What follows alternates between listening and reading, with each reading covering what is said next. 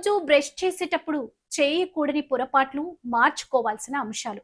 మన పళ్ళు తెల్లగా, ఆరోగ్యంగా, దృఢంగా ఉండాలంటే రోజు 2 సార్లు పళ్ళను ఖచ్చితంగా శుభ్రం చేసుకోవాలి. మనకు తెలిసిన విషయమే. అయితే చాలామంది తప్పుగా బ్రష్ చేస్తుంటారని నిపుణులు అంటున్నారు. రోజుకు 2 సార్లు బ్రష్ చేస్తాం. అది చిన్నప్పటి నుంచి పళ్ళు శుభ్రం చేసుకుంటున్నాం. దానిలో తప్పులేం చేస్తాం అని మీకు సందేహం రావచ్చు.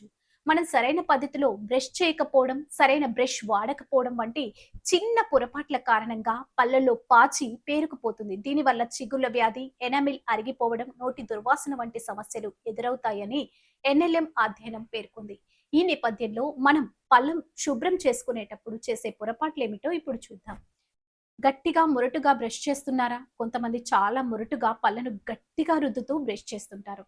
చాలా మంది దీన్ని పట్టించుకోరు కూడా. పళ్ళను గట్టిగా రుద్ది బాగా శుభ్రపడతాయని అనుకుంటారు. వాస్తవానికి మరీ గట్టిగా బ్రష్ చేయడం వల్ల పళ్ళపై ఎనామిల్ అరిగిపోతుంది. చిగుళ్ళు వెనక్కి తగ్గుతాయి. పళ్ళు సెన్సిటివిటీగా మారుతాయి. పళ్ళను గట్టిగా ముందుకు వెనక్కి రుద్దే బదులు మెల్లగా గుండ్రంగా తిప్పుతూ బ్రష్ చేయండి. పళ్ళకు నష్టం కలిగించకుండా పాచిని తొలగించడానికి మృదువైన టూత్ బ్రష్ ను వాడండి.